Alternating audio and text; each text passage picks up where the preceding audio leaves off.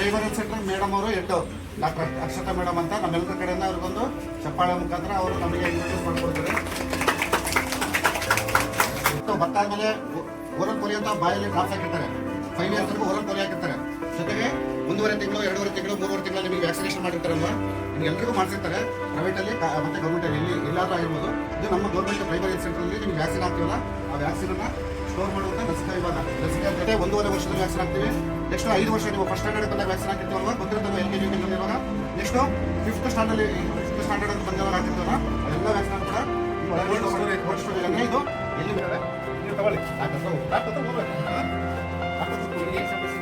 ಏನು ಸಮಸ್ಯೆ ಇದೆ ಅದನ್ನೆಲ್ಲ ಮೇಡಮ್ ಹೋಗಿ ಹೇಳಿದ್ರೆ ಅವ್ರು ಸೂಕ್ತ ಮಾಹಿತಿ ಕೊಡ್ತಾರೆ. ಆದಮೇಲೆ ನೆಕ್ಸ್ಟ್ ಪೇಷಂಟ್ಗೆ ಲ್ಯಾಬಲ್ಲಿ ಏನಾದರೂ ಟೆಸ್ಟ್ ಮಾಡಿಸೋ ಹಾಗಿದ್ರೆ ಅಂದರೆ ಇಲ್ಲಿ ನೋಡ್ಬೋದು ಪ್ರಯೋಗಶಾಲೆ ಅಂತಂದರೆ ಅಲ್ಲಿ ಲ್ಯಾಬ್ನಲ್ಲಿ ಟೆಸ್ಟ್ ಮಾಡ್ತಾರೆ. ಪ್ರಾಥಮಿಕ ಆರೋಗ್ಯ ಕೇಂದ್ರ ಆಗಿರೋದ್ರಿಂದ ಡೇ ಕೇರ್ ಅಂತ ಇಲ್ಲ, 1 ದಿನದ ಮಟ್ಟಿನ ಮಾತ್ರ ಟ್ರೀಟ್ಮೆಂಟ್ ನಡೆಯುತ್ತೆ. ಅಡ್ಮಿಷನ್ಸ್ ಇರೋದಿಲ್ಲ, ಅಂದರೆ ಕಂಟಿನ್ಯೂ ಅಡ್ಮಿಷನ್ಸು ಬೆಳಿಗ್ಗೆಯಿಂದ ರಾತ್ರಿವರೆಗೂ ಇಲ್ಲೇ ಇರುವಂಥ ಪೇಷಂಟ್ಸ್ ನಮ್ಮಲ್ಲಿರಲ್ಲ. ಆದರೆ ಇದು 24/7 ಹಾಸ್ಪಿಟಲ್, ಅಂದರೆ 24 ತಾಸು 7 ದಿನ ಇಲ್ಲಿ ಸಂಬಂಧಪಟ್ಟ ಅದೇ 3 ಉಪ ಕೇಂದ್ರಗಳಿರುತ್ತೆ, ಸಬ್ ಸೆಂಟರ್ಸ್ ಅಂತ ಹೇಳ್ತೀವಿ. ಆ ಸಬ್ ಸೆಂಟರ್ನ ಇನ್ಚಾರ್ಜಸ್ಸು ಇವರು ಇರ್ತಾರೆ. ಈಗ ಮುಂಚೆ ಏನಾಗ್ತದೆ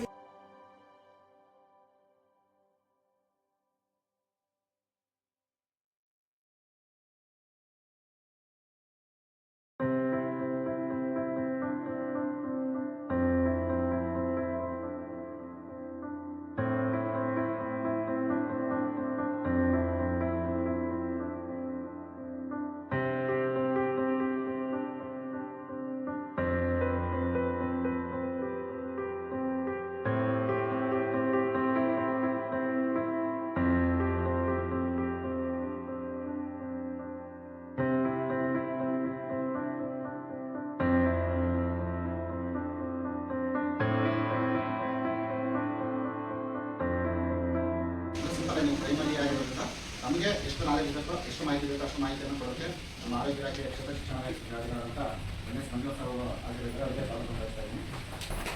ಇಲ್ಲಿನ ಕ್ಷೇತ್ರ ಶಿಕ್ಷಣಾಧಿಕಾರಿಗಳಂತ ಮುಖಪತ್ರ ಅವರು ಕೂಡ ಆಗಿರೋದ್ರೆ ಅವರು ಕೂಡ ಸ್ವಾಗತ ಮಾಡ್ತಾರೆ. ನಮ್ಮ DHO ಕಚೇರಿ ಆರೋಗ್ಯ ಶಿಕ್ಷಣಾಧಿಕಾರಿಗಳಂತ ಪ್ರಸನ್ನ ಕುಮಾರ್ ಸರ್ ಅವರು ಆಗಿರೋದ್ರೆ ಅವರು ಕೂಡ ಶಾಲೆಯ ಶಿಕ್ಷಕರ ಪರವಾಗಿ ನಮ್ಮ ಪರವಾಗಿ ಮೇಡಮ್ ಅವರು ಶೈಲ ಮೇಡಮ್ ಅವರು ಕೂಡ ಸ್ವಾಗತ ಮಾಡ್ತಾರೆ.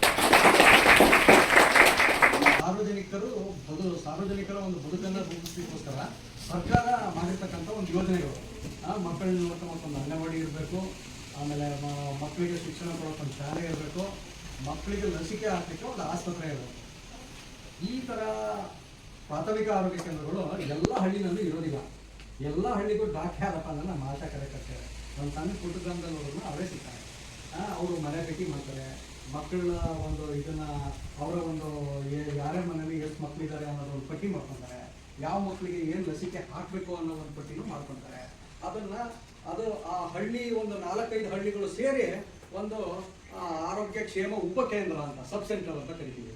ಅಲ್ಲಿ ಯಾರಿರ್ತಾರಪ್ಪ ಅಂತಂದರೆ ನಮ್ಮ ನಾವು ನೋಡ್ತಾ ಇರೋದು ಮಕ್ಕಳಿಗೆ ಬಂದಿರೋ ನಮಗೆ ಭಾಳ ಸಂತೋಷ ತರ್ತೀವಿ. ಯಾಕಂದರೆ ನಾವೇ ನಿಮ್ಮ ಹತ್ರ ಬರ್ತಾ ಇದ್ವಿ, ನಮ್ಮ ಡಿಪಾರ್ಟ್ಮೆಂಟ್ ಎಲ್ಲ ಸೇರ್ಕೊಂಡು ಎಲ್ಲ ನಾವು ಅವ್ರನ್ನ ಹುಡ್ಕೊಂಡು ಹೋಗ್ತಾ ಇದ್ವಿ. ಎಲ್ಲಿದ ಮಕ್ಕಳು ಅಂತೇಳಿ ಎಲ್ಲ ಟ್ಯಾಬ್ಲೆಟ್ ಕೊಡೋದಕ್ಕೋಸ್ಕರ ಎಲ್ಲ ಡೆಂಗ್ಯೂ ಆ ಪರೀಕ್ಷೆ ಈ ಪರೀಕ್ಷೆ ಅಂತೇಳಿ ನಾವು ಅಲ್ಲಿಗೆ ಬರ್ತಾ ಇದ್ವಿ.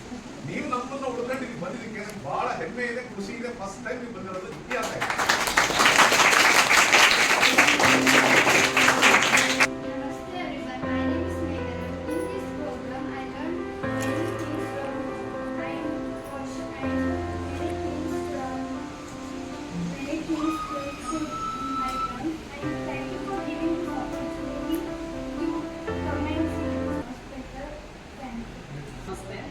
ನಾವಿದು PHC ಸೆಂಟರ್ನ ಯಾಕೆ ಸೆಲೆಕ್ಟ್ ಮಾಡಿದ್ವಿ ಅಂದರೆ ನಮ್ಮ ಈ 6th ಮತ್ತು 7th ಸ್ಟ್ಯಾಂಡರ್ಡ್ ಮಕ್ಕಳಿಗೆ vaccination, so basic hygiene, so ಅದೆಲ್ಲ ಕಂಟೆಂಟಲ್ಲಿ ಇರೋದ್ರಿಂದ ನಾವು ಇದನ್ನು ಸೆಲೆಕ್ಟ್ ಮಾಡಿದ್ವಿ. ಸೊ ಯೂಶಲಿ ಫೀಲ್ಡ್ ಟ್ರಿಪ್ ಅಂದರೆ ನಾವು ಯಾವಾಗಲೂ ಆಡ್ಬಲೇಶ್ವರ ಮಠ ಪಿಕ್ನಿಕ್ ಸ್ಪಾಟ್ಸ್ ಕರ್ಕೊಂಡು ಹೋಗ್ತಾ ಇದ್ವಿ. ಮಕ್ಕಳು ಫ್ಯಾಮಿಲಿ ಜೊತೆ ಹೋಗಿರ್ತಾರೆ. ಸೊ ನಾವಿಲ್ಲಿ ಕರ್ಕೊಂಡು ನಿಮ್ಮ ಕಡೆಯಿಂದ ಹೇಳಿದಾಗ ಅವರಿಗೆ ಕಾನ್ಫಿಡೆನ್ಸ್ ಬರುತ್ತೆ. ಸೊ ಮತ್ತೆ ಇಲ್ಲಿ ಯಾವ ರೀತಿ ಫ್ರೀಯಾಗಿ ಕೊಡ್ತಾ ಇದ್ದಾರೆ, ಎಸ್ಪೆಷಲಿ ಈ PHC